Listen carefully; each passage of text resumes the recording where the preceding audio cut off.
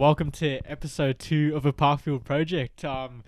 Well, usually it's me and Jack, but today we've got two special guests. Nick Earl, who's got 3 or 4 records with the Melbourne Uni Athletics Club. I'm sure he'll list his PBs. We've got Maxi Taxi, who's obviously our coach. Very grateful for what he's done for us. So I'm sure we'll pick his brains and also Nick's. And yeah, Jack, what have we got installed today, mate? Yeah, we've got a few things. So Nick is just going to be on the call for the first little bit, explaining I guess the origins of the Parkville project. So yeah, we'll get stuck into that in just a touch. We'll start off just properly introducing the two guys. So the first guest is, and the full episode guest is Max Ueda, who holds a 14:57 in the 5K and a two-time Victorian trail running champion and a 66:40 in the half marathon champs. We're paying He that. came in What a 2019. hero. Can we claim it? Claim it. I didn't actually add that. That was Max that added it. Need to make you smile. I knew that would get you. All right. That's a Mickey Mouse. Anyway, well done, Max. I'm proud of you. Oh man, Harry was there. So yeah, then we got Nick Earl as well, who is got a few club records: 29:34 in the 10K, 64:30 in the half, and 2:14 marathon. Thanks for coming on to the podcast, guys. Cheers, Oh man, fellas. huge welcome. So grateful for you guys to get on the airlines, getting the club all involved in terms of everything running within MUAC, and yeah, just being part of the squad that's kicking up the banter is all around being it. So thanks for taking that time. A special thank you for Nico for starting the whole thing and then taking his time out of his busy gardening schedule to be here. Mate, you gave me no warning. Sunday, we've got delivery of dirt coming any minute. We've got people coming to sort out our little. We're making a little hutch for our veggie patch, so to stop the wallabies getting in. But yeah, anyway, so that's going on right now. But you're welcome. No worries. Well, I guess we'll kick it over to you guys if you want to explain how the Parkville project all started. I'll go out with some facts, but I'll let Nico do the storytelling because he's a natural. Some dates: October 2015 is when I had the unofficial Facebook group starting off. Had some big slogans inside there. Faster, stronger, sexier is one of the taglines there. Yeah, Nico, what was the motivation behind starting it, and what actually triggered you to call it the Parkville Project? Mate, you were there. So I rock up to Melbourne Uni AFS Club in 2013. Let's say I had a different coaching philosophy with the coach there. So basically started training by myself, and then this weird guy started following me for sessions. And then eventually just this guy, he's pretty good. Started chatting to him. It was Maxi, and that was 10 years ago, and we're like besties today. Going to be each other's best men in a few months' time at each other's weddings. So it's going to be absolutely legit. Basically, and yeah, so didn't agree with the coaching philosophy of the coach. So me and Maxi started running together.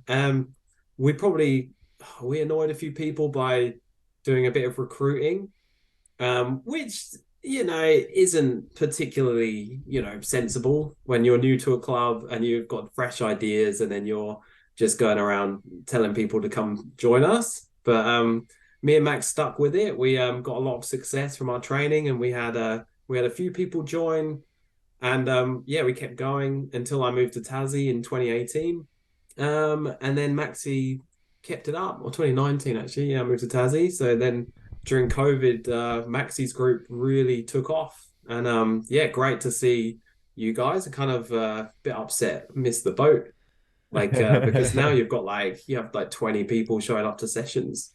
That's Yeah, looking up fantastic. at the official members on this squad, and it's lingering between that 25 to 30 athletes, which is just massive from where we started I off think with. when we had five. I remember Yeah, one training session, we had five, and we were happy as hell. yeah, But cause, to be 'cause fair, we had Ralph Street, was it Peter Bray, a couple of orienteers that's it. from the UK Charlie join us, Pot. Lee Gadecki, Charlie Park. Lee Gadecki actually was one of our like motivations, wasn't he, Maxie? There's a He would story like always when be there for the jogs, and there was a classic 10 miler that we do. And Nico and I were plugging out like 120 Ks a week. So we were like feeling this really within a rhythm. And Leroy will go out to run the distance with us. And there was this particular hill that would always catch him out on. And Lee is a big talker. He'd always be slagging us off for the first 10 Ks. But when it comes to that hill, yeah, payback time. So yeah, Lee beat me a few times in 2013, 2014. And he was not a gracious winner. I remember him beating me in a mile race and then he just was chirpy as hell. This is 2014 Vic Milers Club. I think it was, yeah, there's a video of him coming past me in the final 100 and I'm like, this is a low point in my running career. Like, oh no, that was shocking. And I think we both ran like 4:37 or something for the mile and like, but then I got my iron checked in 2014 and yeah, like Paul Shortis was the guy, MUAC runner, GP. He sorted me out an iron test, and my levels were like 5, like for background iron, and the healthy range is between 30 and 500. So I was ridiculously iron deficient, and then started taking the iron tablets. And Lee Gadecki just ate my dust for the rest of time. Basically, he's never got close again. So that was a big motivating factor as well. Like that's when club records fall, when you've got someone who's annoyed you, Lee Gadecki, and you just want to just rub his face in it. So then club records happen. So yeah, all the club record boards. Yeah, shout out to Leroy for sharpening those numbers. I feel like I'm taking on the host position because I'm very good at asking Nico questions. But yeah, when did it start formalizing? Up the very bottom of the show notes, I got a couple of sessions in terms of what we started drawing up. We had started up in October, and then yeah, at the end it said Falls Creek. Maybe the more specific question is, what does session planning evolve in terms of when you create a squad, and what are the kind of big milestones that the Parkville project has been aiming towards year on year? So, like, remember, so in 2014, I did a coaching course because I was like, right, I want to make this group legit. It's instead of just me and Max being just messing around, but getting success from hard training sessions. I wanted to formalize it and then get like coaching. So I did the coaching degree, but the powers that be at MUAC didn't let us be an official squad. So we carried on being this kind of rogue like squad for like the next 4 years or so. Oh, wow. And I think like you can tell basically the time that we came up with Parkville project was that obviously Oregon project was cool. So now we have track clubs everywhere. Whereas at the time it was projects. So like the Nike Oregon project was like such an influence. And that's such a like kind of, 2010s, like early 2010s kind of like there's so many groups forming which were projects. So that's where the Parkville project name come from. That was obviously before Salazar got busted for drugs and then the whole group fell apart. But Parkville project, we just jumped on the project bandwagon. If we made it now, it'd be the Parkville Track Club, definitely. Yeah, likely. But I do like the sense of projects in terms of having something bigger to work towards. And we always had something like a camp or a big race that we were always working up towards. One of them being the Falls Creek and the Mount Buller camps. So those really like galvanize those relationships within the squad. But yeah, unlike today, what the Parkville project is, it was a very we always had like 5 people around, though. Normal sessions, this is like 2 people showing up, and it's like Nico Me and Max. Sometimes Lee will come and struggle around. Sometimes Charlie would rock up and just dominate everyone. Yeah. But we got success. We had like Charlie ran. So in what was it, Lonnie 2018? Charlie ran 29:20, came second to Jack Rayner. I ran 29:56, I think, and I was so annoyed because I wanted to beat Charlie. And that's what we're talking. We were getting some seriously good times. Maxi was down into like the 30 high for 10K at the Yeah, time. 30-33. So 30:33, and then that awesome run you had at Sunshine Coast in 2019, yeah. like 66:30 or something. And then like it just works. Like our philosophy is like we trained hard, like basically 2 or 3 times a week, like just worked our asses off. So Tuesdays was typically like 3 by a lap of Prinny with 2 minutes recovery, or like Optus ovals. And Maxi still gets those going now. And then Thursdays we tend to do like 10 400s or something and do like a hard track. So it's more like longer reps Tuesday, really hard track, and then on Thursday, and then like park run or like a kind of race on Saturday. And we love racing, don't we, Maxi? So we just rock up every week. Other people are just like, what? How can you race so much? We're just like, we enjoy it. This is why we run. Like, absolutely love it. And just, yeah, you got to step up and put yourself on the line. Whereas people like Lee Gadecki just does not do it enough. But he's actually come out. He's been coming out and racing a bit recently, actually. It's good to see. He's had the most solid 3 years of his life. So it's just really good to see him hit his stride. Another one two people that I wanted to say was like core to the Parkville project getting a little bit more legitimacy is Lisa Waitman and Lachlan MacArthur. They were during that transition time between Nico leaving to Tasmania and more or less opening that gap to build up from base level with 50% of our active club members going out when Nico went down to Hobart. So Maxi there was a club, like a squad of one, Max Ueda, but the quality, not quantity, right? But yeah, maybe just bring it back to what was it like first getting Lisa involved, and what was those training sessions? What was the standard then when Locke and Lisa came around to the track? Well, that was like 2018, 2019, right? They started, and basically it was like we were just pacing Lisa for sessions because she had world champs and Olympics to prepare for. So we're just like, oh, she's coming. She had this aura, just like she's such a big name in Aussie running, in global running. Like to be like running 2:23 for a marathon, like that is insane. Like, the Aussie record is 2:22, or 2:21 now that Sinead got it. But and she's just so legit. So basically, we were just like her, like pacing bit. We're gonna get. And then at the time, I was so fit, I found it so easy to run like 3:05 per K or whatever, and she'd just sit on. And I was like, oh, this is fine. I can do this all day. Now I reckon I'd struggle a bit. Just if you have the ability to beep out stuff, I think that this episode is one of those. Everything's uncensored, mate. All for it. What the hell did I say? Yeah, so just want to take it off from Lisa and Lockie, like just raising the standard. And I just remember a session where Nico is like yelling at Lisa for the last 200 meters, and she's just absolutely loving it. Like she responds to being yelled at. Some people don't. Some people like, just like Lee, when I've tried to get him like over the line of a race, and he'll just pathetic kind of just start basically walking, whereas Lisa actually responds and digs deep, as does Maxi. Actually, when you yell, if Maxi in a race you yell at him for the last 100, you're taking 2 seconds off his time because he just responds, as does Lisa. Lee actually adds time to his race, like he'll run slower because you're cheering him. And he's just like one of those like hipster types who just like, nah, I can't be bothered.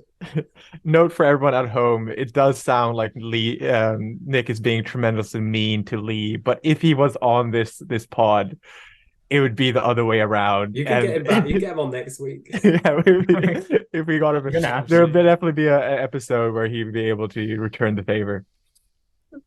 But yeah, just want to take on the story from when Nico left, to kind of like cap it off to what it is today, right? You had the COVID years, and Parkville project was like international. Like essentially, I was doing my own sessions in Sweden, locked out from the country. Nico is down there in Hobart, so it didn't really exist. Then came back, and there was a squad cap or a limit to how many people can be running at once. So the club actually reached out to myself to start something because there were members who couldn't be with the main squad because there weren't enough capacity for it. So then essentially took on a set of great friends of mine like Shohei Waller, Jack Morrison, Jimmy Ghoulish. There's people like Daniel Brundle, Lee Jadecki. So all those guys very keen to do sessions, and we just needed someone to like administrate it so that it became formalized. So I put up my hand. Then had this opportunity to take on some young boys, and they're not as young anymore, but like John Lewish, Wes Hay, and people like Tane Lang, Pat Nichols, all just having like. I was talking to Ellie, and he's just like, "Yeah, Maxi, I got these really talented boys inside the dev squad, and they just would love to take the running to the next level. If you would have capacity inside your squad to take them on, they would love it." And I'm just like, "This sounds amazing." Parkville Project has always been around taking people to the next level, so that's been an awesome thing, and I think that you guys are grown more to the culture what Parkville Project is today than as much as anyone else. It's all true, Maxi, and I love to see the XCR results in Melbourne. So the Melbourne cross country series, XCR, it's Max's squad, which makes up a huge like proportion of that Division 1, Division 2, Division 3. Getting those runners who are going to run 17 minutes for 5K up to like 16 minutes and getting them out to run cross countries and scoring points for Melbourne Uni. And like this year, I think Melbourne Uni, like Division 1 has kind of been flirting with relegation, but like Max's squad really came through for that Ecodem relays back in August. And I think and now they're completely safe. St. Stephen's Harriers are going down. They deserve it because they've just been big name signings and they've got no culture. So St. Stephen's are going down, which is good to see. Yeah, furthermore, when you see the young guys, just because you guys are on here, Jack, when you first ran, you had that target of running sub 17 for the first season and a half. And I remember pacing you out there at Maribyrnong, and you ran like a 16:30. Yeah, like you blew that out by almost 20 seconds. And that was an unreal day. And I still remember it when we were going out for brunch afterwards. You had like the biggest smile there. And then that extends to you, Jezza, when, you're just getting pumped up, being inside the under 20s, scoring points. You guys are in the leading position to get the league and going to Australian champs, just like that. Like, I know that dedication, but also that like love for running is contagious. Like being older, being with injuries is hard. And you guys just make me want to come out to the track every Tuesday, Thursday. So thank you guys so much for that. No worries. Take on. I think this for that kind of 17-minute level, like you guys are can be that kind of like inspiration. So this is how you get from 17 minutes down to in the 16s and then down towards 15. Because ultimately, for sub-elite runners, that's the goal. It's 15 minutes for 5K. And even when I'm rocking up for park run, I'm like, right, I'm gonna try and run 15 minutes today. I haven't done it for a while. But I ran 15:08 a few weeks ago at this park run we have down here in Hobart. And I was like, that's almost 3-minute Ks. I'm almost back. Because if I'm doing that for park run, I can then run that pace at a legit 10K where you're drafting off people and stuff. So that's a nice barometer. And but I think also for that people in that kind of sub-elite category, watching people then take it to the next level is really inspiring. And I remember watching Lee Gadecki go sub 16 before, and I was like, a guy who looks like that going sub 16 for 5K, that is impressive, because he doesn't look like a runner when you see him.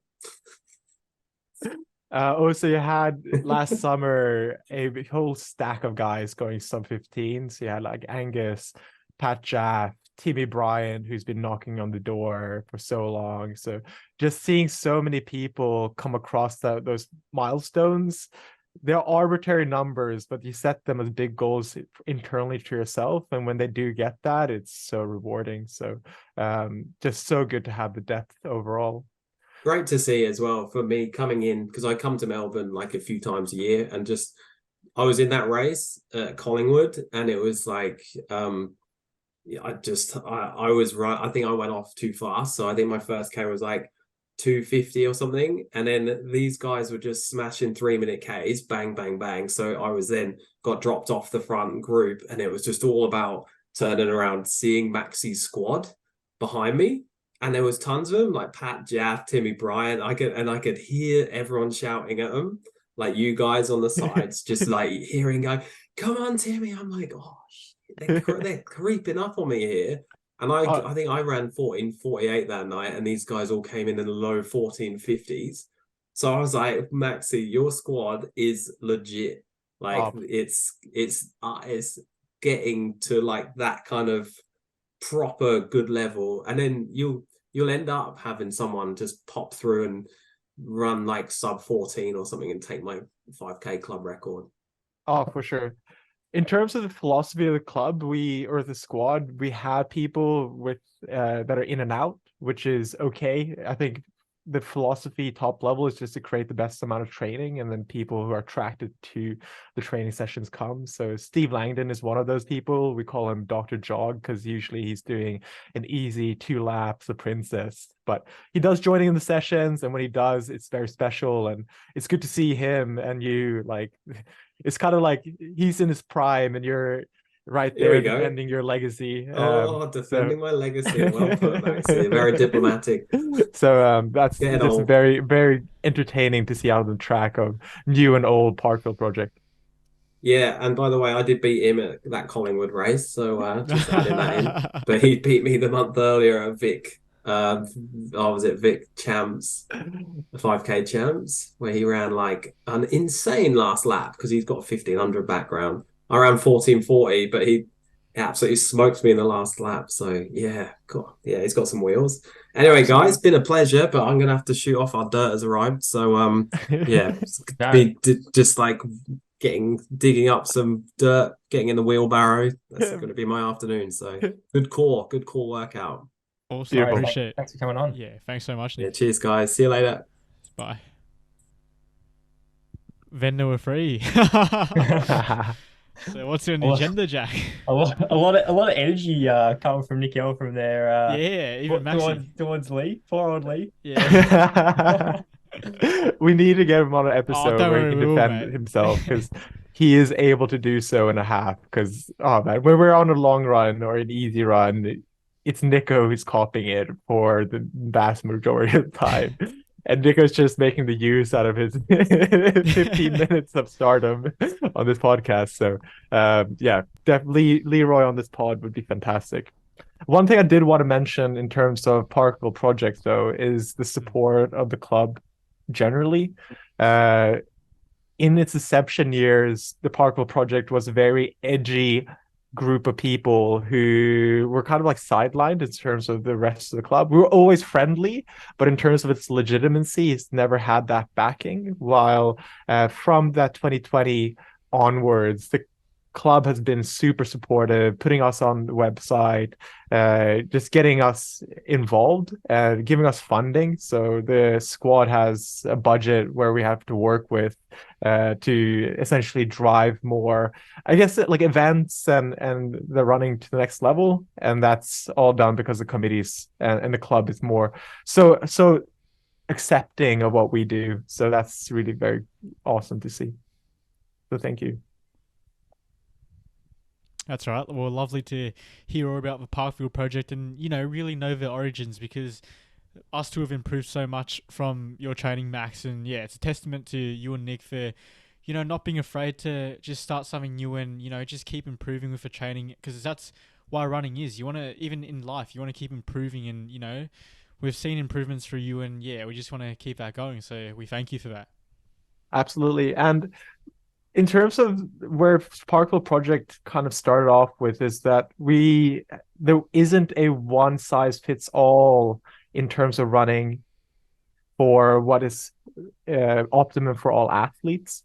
So for us, it was that we were much more inclined to do bigger sessions and longer intervals to begin with, which didn't sit in smoothly with the rest of the squads that existed. And going forward, like we're a squad where we're kind of a bunch of mavericks in terms of we like doing training in our own different ways. Jezza, you have your Saturday morning sessions. Jack, you have your different philosophies about what to do the most out of your training.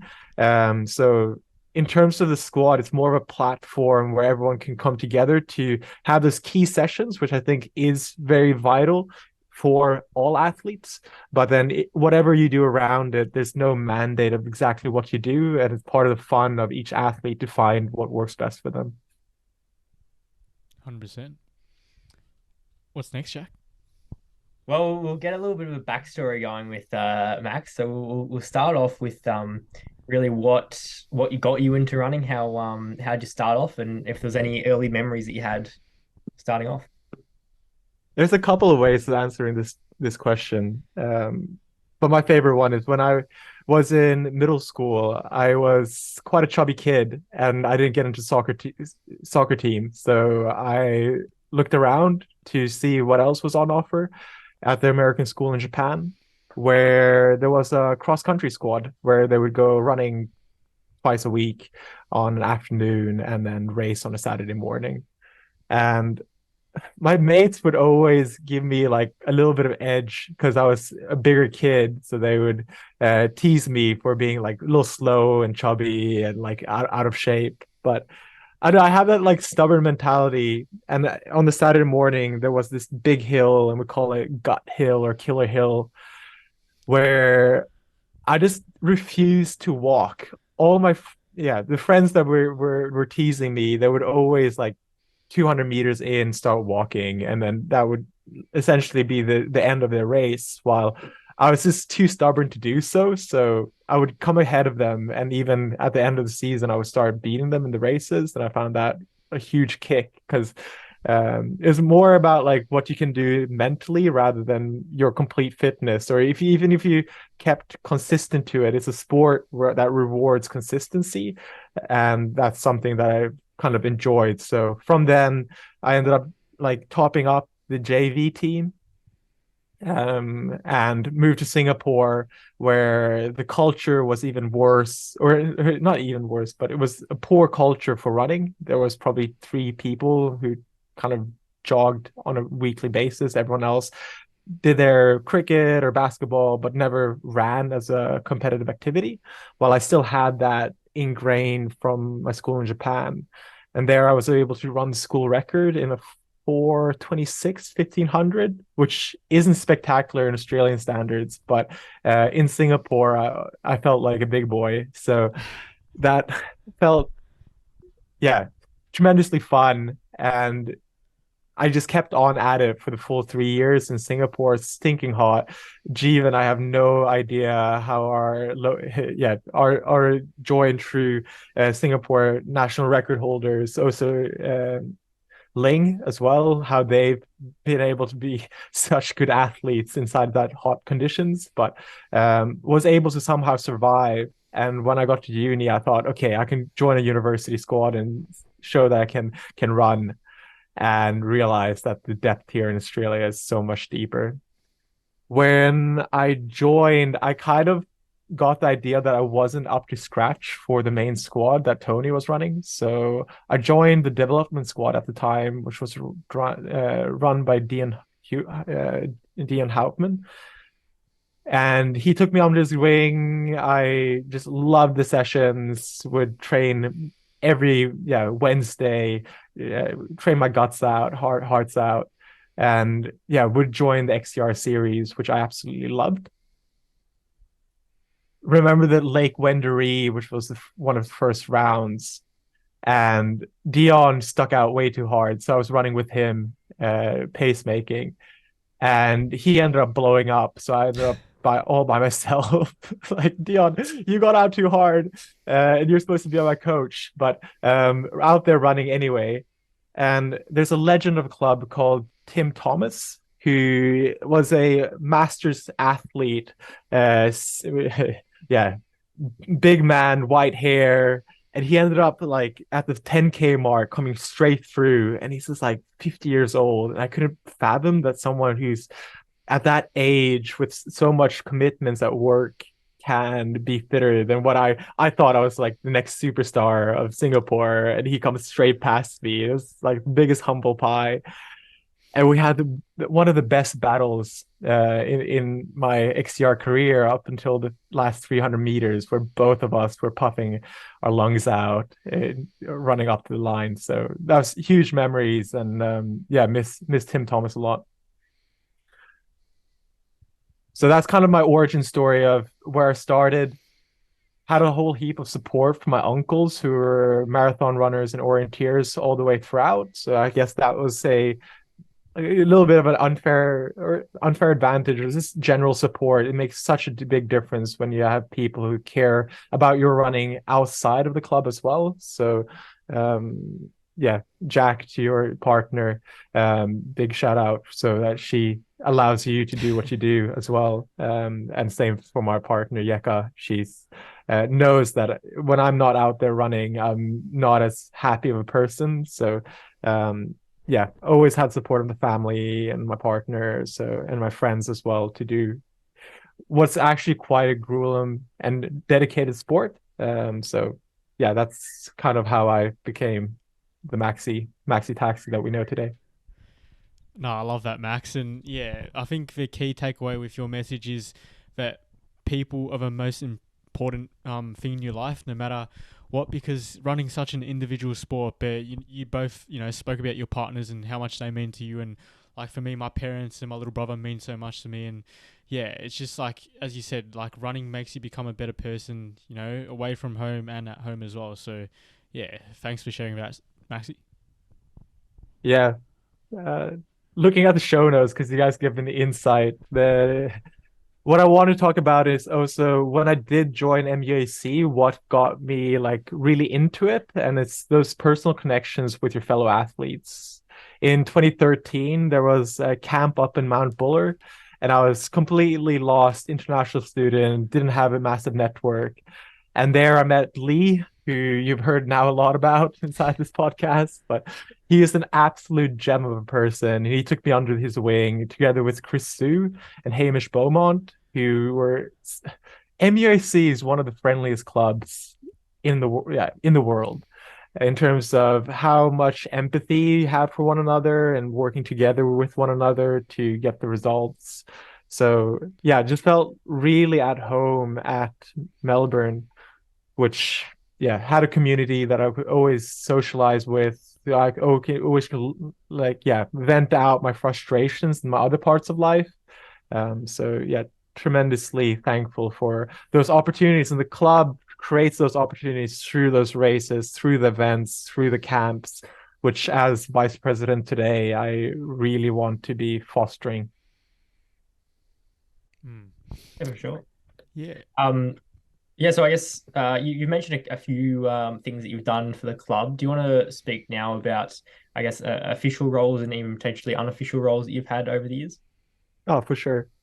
Official roles, I've had 3: winter manager, treasurer, and vice president. The majority of time I spent as the winter manager, started in 2014. And my mom's a project manager, and I kind of like that project management framework in terms of getting people into the right places at the right time. So in 2014, we had I still have the report up. Division 1 came second, and women's Division 1 came sixth, and we had divisions 1, 2, 3, 6, and 7, while the women's 1, 3, and 5. It felt like a huge club.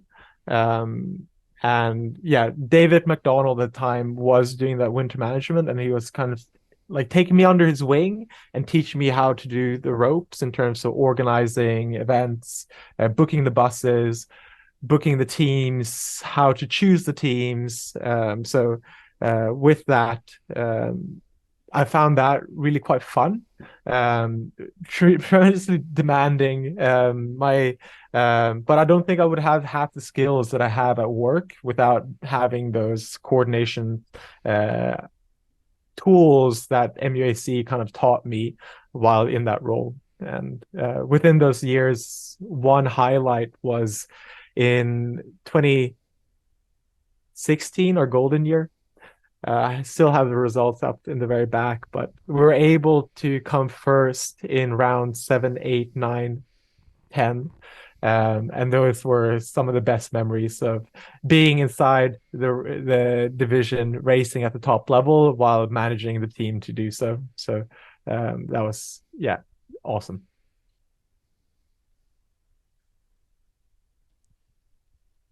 All right, I'll take it over. Yeah, so I think we've done a pretty good job of I guess summing up you and everything of the club. I guess now if we want to move into discussing our weeks, and then Max will probably touch on how his season's gone. So yeah, Jerry, if you want to talk about what you've done this week. Yeah, for sure. Thanks, Shaq. Yeah, it was a bit of an awkward throw there, but anyway, never mind that. My partner was calling me during the halftime. I actually have a little bit more to answer. Two things that I did want to know before going back into your week is that I also, as a treasurer role, you learn so much about the finances inside the club, especially when it was unstable for a couple of years. So now it is in a very great position. We have tremendous, $30,000 of revenue coming in, and we are essentially banking up. Last year we banked up $10,000 into a fund. So in terms of being inside that role and seeing the club step into a much healthier position has been really good.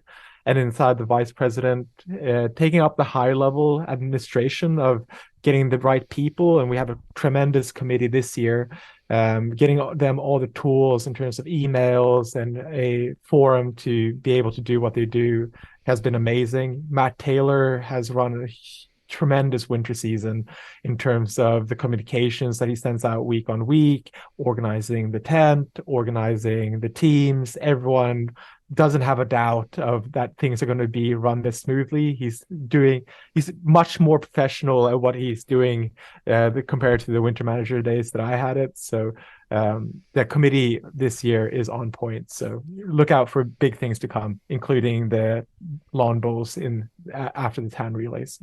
But Jezza, sorry for interrupting, but back to your week.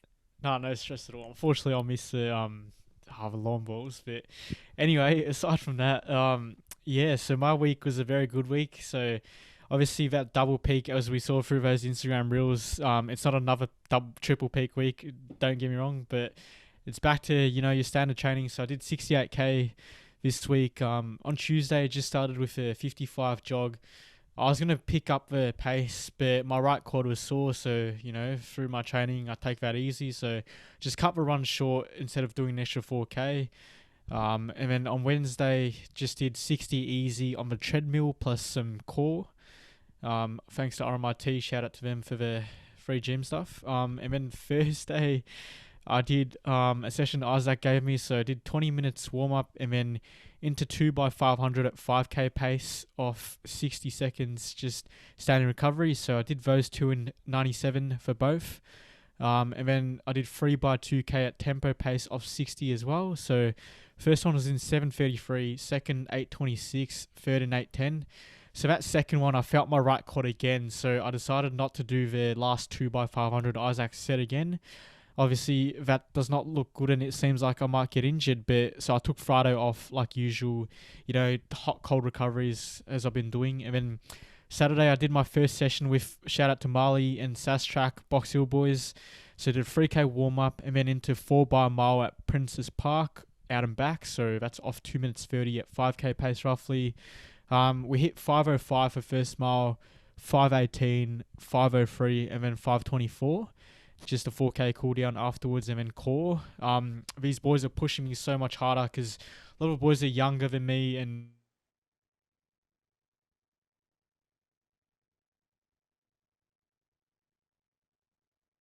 80 plus Backside. strides. You're 20 years old. Well, we're 15, so anyway. Today was just 80 plus strides. Just I went a bit quicker at 440s because I felt like I lacked a bit of those stuff early in the week. And also caught up with Ellie and Greg and their little one Maeve. Maeve got her first pair of on running shoes today, so shout out to them, absolute legends, and we'll have them on definitely. That's how I got into running. These two I'm forever grateful for. So your turn, Jack. Tell us about your week. Well, I got a little question for you, gents. What's the question? So you've on Thursday gotten a little niggle after doing a session, Yeah. and then the next run is another session on the Saturday. Yeah.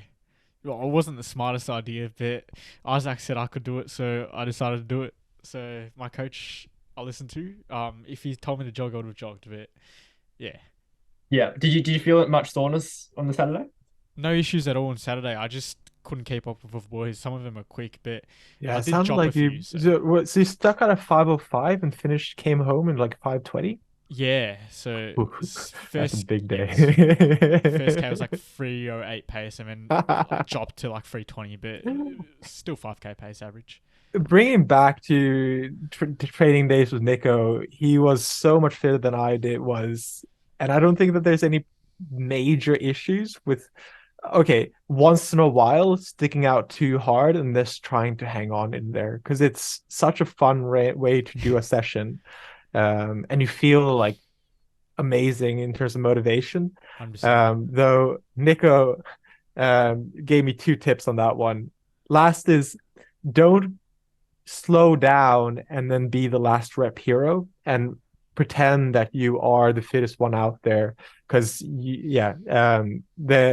it's so important to be humble and know your lane and not show show respect to the people who have been putting in the front of that pack throughout the rest of the session itself. And this is not a dig at you. This is just from our own experience of digging at young Maxi when he was 20 years old. The second one is there's an art as well, learning to pace, being able to know what your natural cadence is at its optimum. So yeah, this is just me being your part of Parkville project, trying to give some insights. Yeah. So I think that what you're doing is completely it's fantastic. Just keep it varied so that you have some days when you really push that boundary, but other days just know that you can nail that pace like Jack would do on a Tuesday night. Yeah, and just quickly on that last rep, I actually got to lead that last rep, and then towards that final 600 had nothing left and got dropped by the majority of the boys. So yeah, it was very humbling, and I was grateful that they saw like how I could stick on and let me lead that last rep, because a lot of those boys were struggling in that fourth one as well. So it's just always stay humble and just keep improving. Enough about me. Jack, tell us about your week, mate. Yep. Time for everyone to criticize my week. No, I actually don't think there's not much to criticize, to be fair, because there wasn't much excitement. But yeah, so I started off Tuesday, took on Maxi's absorption run. So I did just 9Ks there. I put up really sore after Burnley. So it took me till probably like Thursday for my legs to like feel like good again. That was Tuesday. Wednesday 12 at sort of 5:14s. And then that was the Thursday. It was 4:51s, 13Ks. That was when I started to feel a little bit better now. That was with Jack Morrison. We had some good banter because we it was raining the entire time. It was cold and no one wanted to be there. So it was glad we got through that. I regret not running that morning when it was a little bit better weather. So then the Friday did 10Ks. This is all jogging, by the way. 5:18s. Then yesterday joined a group with an old Melbourne Uni runner, Felix, who's I've known for since I actually started the squad. It was the first person that I met at the dev squad. He's got a little group that he runs with on a Saturday at 7:30 in the morning. So I joined them for a bit and had a really nice run. And then this morning was a long run with everyone, with Maxi and with Lee, who pushed the pace a little bit. A little bit He does naughty. that. Had a little bit of banter with him as well there. So, yeah, pretty straightforward week. Just jogging the entire week with the 23K long run on the Sunday, doing 78 for the week. Beautiful. I was due to do a recap, but my week has been even more boring. I've done 33Ks this week. After Burnley, my foot flared up. I've been struggling with bursitis, a torn plantar plate, and some nerve issue in the front of my foot. I have clawed feet, which prevents me from running smoothly. And on that Sunday afternoon, my foot flared up. It looked like an elephant's foot. So just took it right back and just been testing it with a couple of 5K runs. And this morning, 16. And it went really well. So instead, I thought I would just do a season's recap against some people inside the Parkville project, which has created some great memories. So season winter started off in battling Johnny Earl at Parkrun and coming out with a 15:42 at the XCR trials. So that was, just him being there motivating was fantastic. 31:34 at the 10K at Albert with Steve Langdon and Timmy Bryant has been awesome. 15:42 I ran a park run just solo when one of these mornings when Johnny Earl couldn't wake up because he's been up with taking care of a baby all day, and I had a great one. And he told me afterwards that I was due to run Launceston a week afterwards, and you might be able to have Nico. And I've never had Nico on a head-to-head. I've had him on a time trial in 2 different occasions, but was able to gap him for the first time in 30:45 at Launceston. And he'll hate me for saying this inside this show, but I'm going to claim it because it's one of my highlights in terms of beating my hero growing up. So that's probably my winter season's highlight. Came back, Cruden, XCR, and Victoria's deepest series. So I was probably at the same fitness that I was in Launceston, though just felt like I was off, but I probably wasn't off. It's just that the conditions inside AV is so high that it felt relatively that you've lost fitness, but it's just the harder course. But I ended up tight there and had a week of being sore, where I thought I had a light version of influenza and came back on a Tuesday, wanted to do a 400 track session and whipped out some close to 70 minutes, 70-second 400, which is not quick for me, but at the time felt like a good step in the right direction.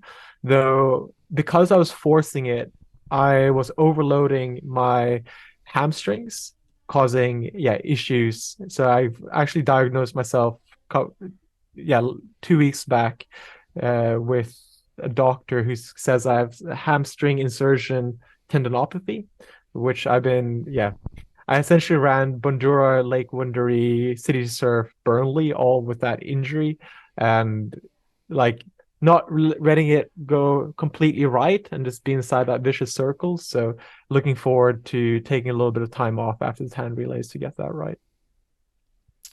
Fair enough, Maxi. Looks like you've had a pretty interesting season here. And just quickly, obviously that parkrun at XC Charles, you ran 15:42, right, with Johnny Earl.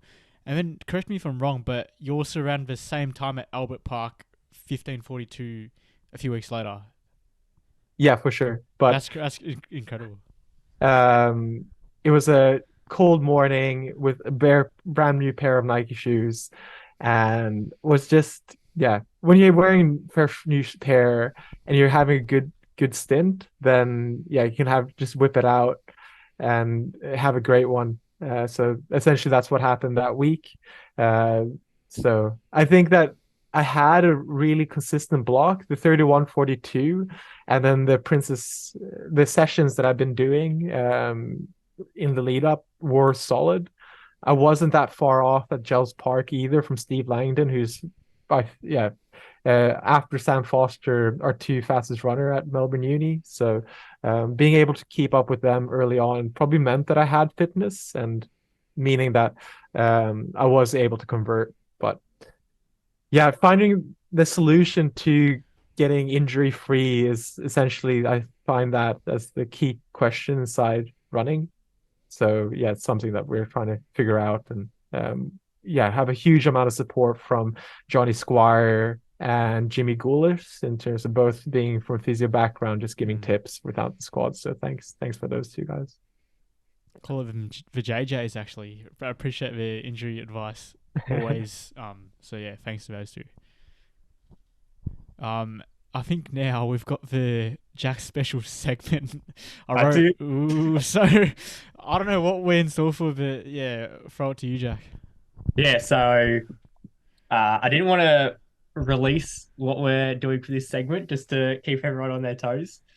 I have had a conversation with a couple people at the club, particularly Johnny Squire, who we've brainstormed particular things that we can do, and this is what I've come up with. So this the segment's session's called Fashion Favorites. Fashion Favorites. And the reason I've decided to do for this episode Fashion Favorites is because, Max, we all know how great your fashion is. My particular favorite is your brown pants that you've got. You love to wear to races and whatnot. So what we're going to do is basically I'll go through a list of things, and then you just say whether you're all for it or you're against it. So is this what people have worn in the past to training or something? Or No, not necessarily what people, just in general, items of clothing that runners can be seen wearing. Fair enough. I feel like you're giving me a lot of power for being the man in brown pants, which I don't wear for fashion reasons in the first place. No, mainly a windbreaker, but appreciate it. I'll try to give as much insights, especially with an engineering background. I'll try to get some technical advantages of the pieces of clothing that I have. Okay, so the first one is, what's everyone's opinion on arm warmers? Arm warmers. Yeah, okay.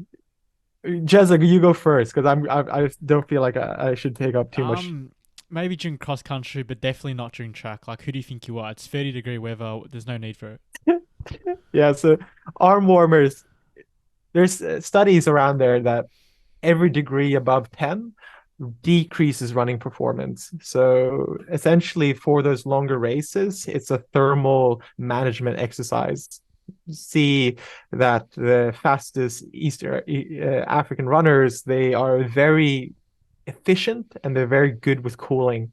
So having arm warmers is, if you're running a track race in the summer, makes no sense. Even in winter, if it's a hot summer day, you're wearing something that will make you slower. I shave my head prior to races so that I have better thermal cooling efficiencies. So yeah, no go. But if it's colder than 10 degrees, I'll be understanding of why to do so, because it would be quite uncomfortable.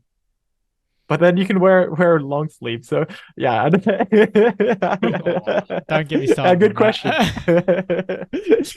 Maybe I return to anyone who wears arm sleeves. Why would they wear them in the first place? All right, so we got 2 no's on arm sleeves. The next one we've got is knee-high socks / compression calf sleeves. Ooh, you go, Maxi. No, you, Jerry, you were first. Well, the compression, the long socks, just know, like, it's not footy season, is it? It's you're there to run. You're not playing footy or soccer. There's no need for long socks. Like, you're just protecting you're overheating your calves, which you need for that back end and kick. And then with the compression calf sleeves, if you're using it for recovery, like, it's fine. But if you're just using it as a fashion statement, yeah, it's a no, man. Just no. Yeah, I'll hold it with Jerry as well. It's quite warm to run with.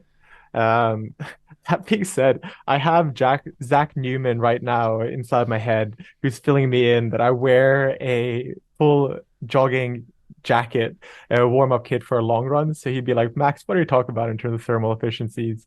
So I think to bring some context, it's around in races that it makes very little sense. Post race, I have nothing against it. If you want to be having a little bit of massage to keep your clocks in place, it can be very comfortable, but my tip would be to keep it at home. I wish, I wish there was someone else who had better sense of fashion who can just like hammer these fashion statements down. That would be like hilarious. But I feel like wearing the brown pants, I'm in no position to give any opinion against anyone else. All right, so the next one is something that I know you're actually a fan of, Max. We've got toe socks. Jezza. Yeah, I'm all for it because obviously, Max, you've had some foot issues in the past, and you said the toe socks have helped you. So yeah, there's no issues with that for me. Yeah, Jezza, don't feel the need to not give me any hate because Oh no, I've got no issues with it at all. Yeah. Toe toe socks, they've been like key to my injury recovery. In terms of the bursitis, having a little bit of space between the toes. Oh man, so comfy. That being said, they take time to put on, which is a actual positive to anyone having a relationship at home. Busy runners are usually very quick out the door without saying a proper goodbye to your partners, while toe socks allow you to put on those individualized members and having a little bit of a lovely conversation with a partner before going out or just touching base. So I just see them as being a positive, a win-win overall. Fair enough. I'll be the person that says I don't like toe socks. I just reckon that just a little look. If it works for you, it works for you. I just think they're a bit weird.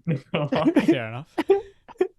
I think it's like we wear like gloves. They have individual sleeves for each fingers. Yeah. So it kind of makes sense to do the same with socks, but I don't know. Just looks a bit weird for me. They do look weird. But yeah, we're brown pants, so all good. Function over form, baby. The last controversial item of clothing we have is Nike Freeze. Oh man, you're this is created for us, man. I wish I had Nico to back me up. All right, just go on. Oh, this is 110% no. Like, they give you no cushion. I work at a running shoe store. Like, we're moving away from low profile shoes. You're just gonna get, like, your toes are not gonna recover as quickly on easy runs. If you're wearing them on easy runs, you're barefoot running essentially. They're no. You're only, like, for me, if you're buying them, like, come to Soul Motive. Like I can't talk right now. That's how much I'm against it. I bought them in the past because I was just getting into running in year 9 and just doing casual running and playing footy as well. They're not for your daily training. So end of story. Oh, you're about to drop the mic. I do have a microphone myself. Here's the rebuttal.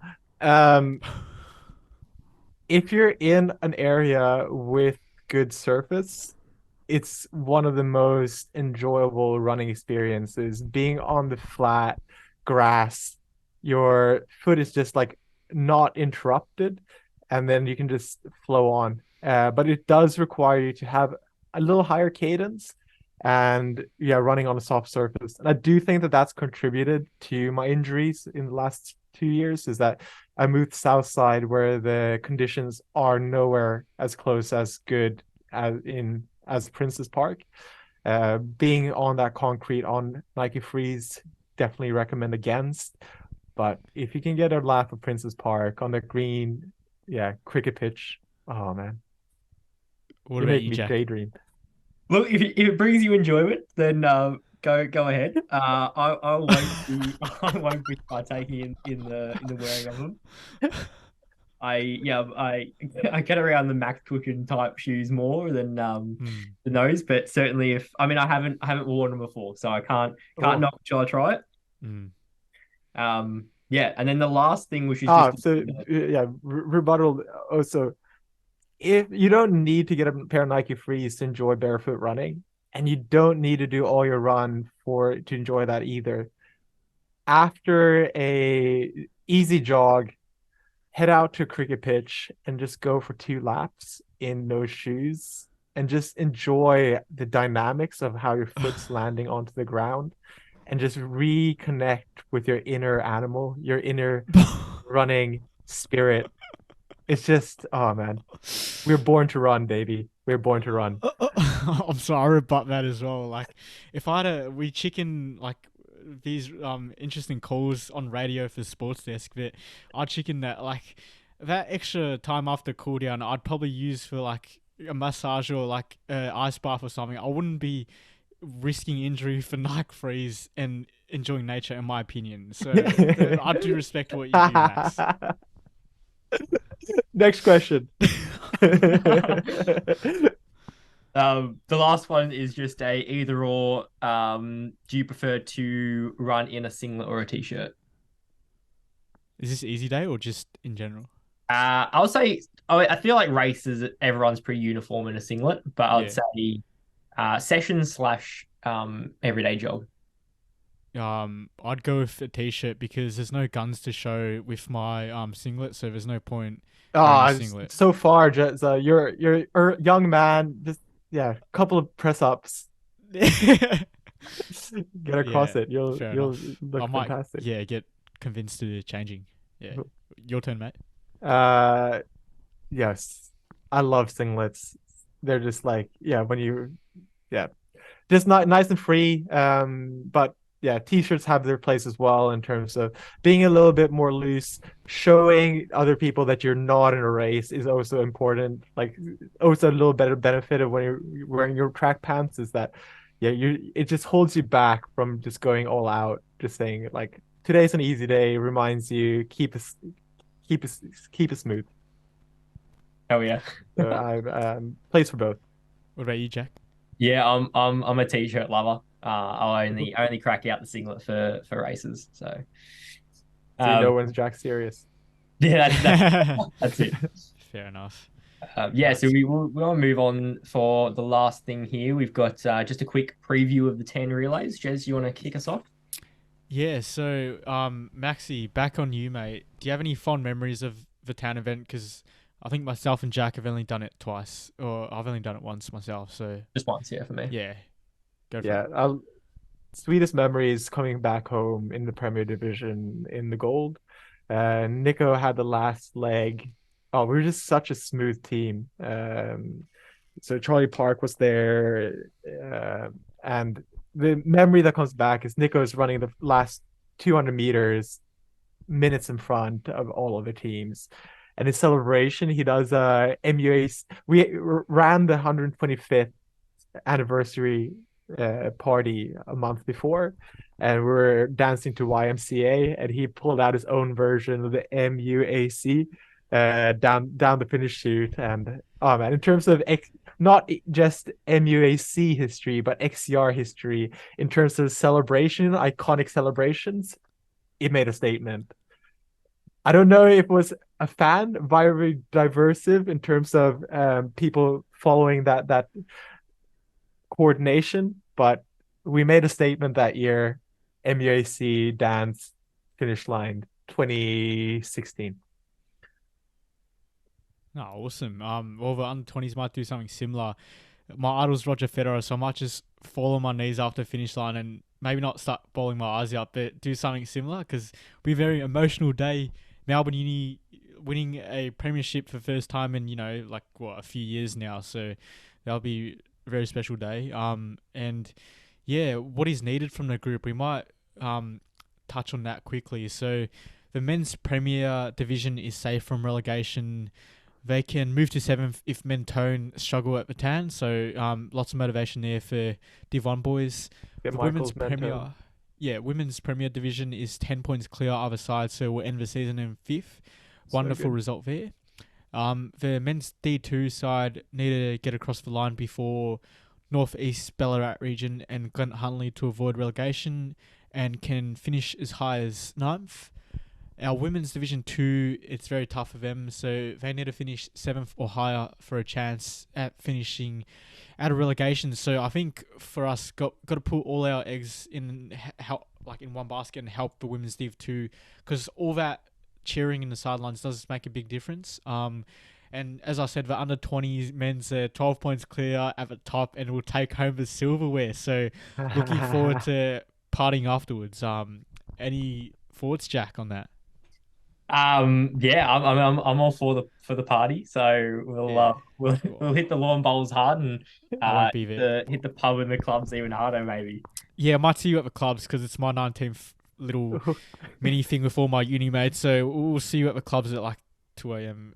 Yeah, you gotta have a good time as well. One thing I do want to note is that even for those teams that are safe in terms of being 10 points ahead or 10 points behind, pad is a place where you display where you are inside Melbourne, your position. So overall, the season is super important. You'll get an extra medal being the first, but the last one still matters. If you come in there in third, there's still medals up for grabs for the individual round. So press through women's premier, men's premier. And the under 20s. Would love to guys get some more. At least a silver. Seeing if a gold medal, the double gold is possible, that would be even more special. Yeah, that'd be amazing. So how does it work, Max? Do we get a banner afterwards and a gold for like the overall season, or season? Yes, correct. Yeah. So you will get a set of medals for your overall season position standings. Yeah, right. And the banner's gonna hang in the Melbourne Uni club rooms forever. So yeah, it's special. We'll get that hanged up. We have those spaces where we have our announcements, so we can put the banner inside there. Oh, that's amazing. For the question is, lawn bowls post, right? It's going to be a huge one for the club. We have done postseason socials prior, but this one will be the biggest activities that we've done. Last time we had a quite serious situation where we had to call the ambulances for a person going all out ham, dislocating that shoulder. And if Nico was here, I'd be doing it more subtly, but he ended up going through a big celebration routine. And then while pointing up his arms and waving his hands, he ended up dislocating his shoulder. So be careful out there. But MUAC has a history of being able to party hard, and this tan relays and post tan relays celebrations will be no different. Just quickly again, Max. So they shall not be named, but it's kind of obvious. Was this my coach or it wasn't? No, this is okay, well, not my coach. Shout out to Isaac. I thought he'd party pretty hard as well. But Isaac does party very hard. Steve Langdon is very known for being very good with the beverages. So, Jack, what was your experience with Steve Langdon quickly that night you went out with him? Yeah, no, he's he just he kept buying me alcohol. I was like, brother, I gotta wake up early tomorrow to get the long run done before work. So it was I had a pretty sore head and almost felt like I needed to throw up most of that long run. But, I knew I had to get up early to get it done before work. So certainly a bigger night. It's one of his tactics. When he thinks that someone's up and coming, gonna get his status on his Jack was a victim, I think. Totem pole. He did the same thing to me after I came back from Launceston. He was just handing out those beers, like, Max, you do want another one? But be careful with Stevie. He's a very generous man, and you get thanked for the night. But after nationals, he bought me a jug, and that was an interesting one as well. Yeah. But no, super, and cheer the girls on, right? 100%. Women's Prem's done so tremendously well, and then Thursday night we'll do a club-wide training starting at 6:00 from the non-elite sports club rooms. So this is the first time that we'll be doing a club-wide pre-tan session, going into the Clyde, our unofficial sponsor of the show. So that would be a very special one, and we'll go in there as a team and leave as a team as well. So this is this Thursday, yeah? This Thursday. It's also my 19th birthday, so mate, this is the best week of my life. Yes, this is gonna be crazy. Hold Jerry back, he's gonna go. What a way to end the show, eh? So I'll let you guys roll it out. you're yours to finish, Jack. Oh, well, thank you, Joey. Yeah, it's been a pleasure. A bit of a longer one this week, but I think it's justified given the caliber of guests that we've had on today. So yeah, of course, a big thanks to Nick, who's already left, and Max for coming on and giving a bit of time. Thank you so much. It's been amazing. Keep it up. You guys are, yeah, keep this as a platform to bring the whole club together. We call it the Parkville Project, but the objective of the project is to bring MUAC to new heights. 100%. Yeah. So, yeah, super keen to get this. We are the premier club of all of Victoria, so we got to show the other clubs how to do it, how to That's the party, news first, right there. how to get around. Yes. Bendigo, you have a podcast as well, so we'll love to have a back and forth with you guys too. We're gonna try and raise that roof even higher. Let's keep it up, but in a good way. So all the best, guys, and I hope to see you on Tuesday at training. Beautiful. Over and out.